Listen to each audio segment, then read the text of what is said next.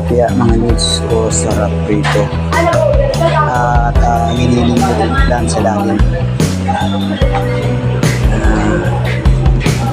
Adobo with banana, saba at shigado mga idol.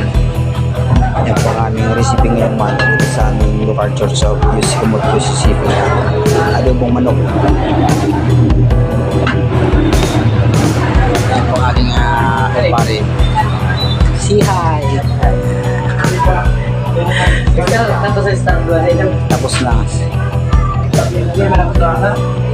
Sila mo na makarama.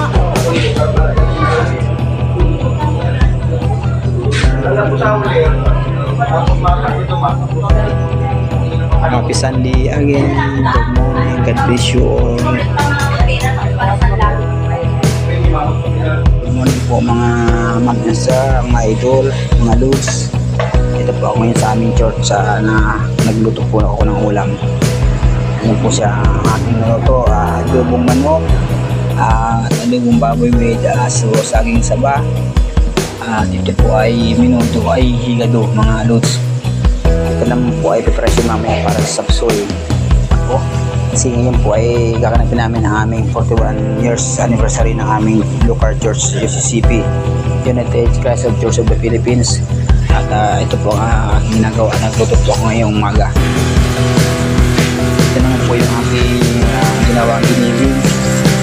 Ang kanya pong preparasyon, ang kanya pong recipe ay secret ko at super special luto. Ito po ay meron siyang fried eggplant sa loob sa lalim. Hindi nasapis po siya ng mga loads. Ito yung kanyang ginagawa ng aking napakabait na pinsan. Ginagawa ko yung preparasyon na panglalim. Hindi po ibiniling.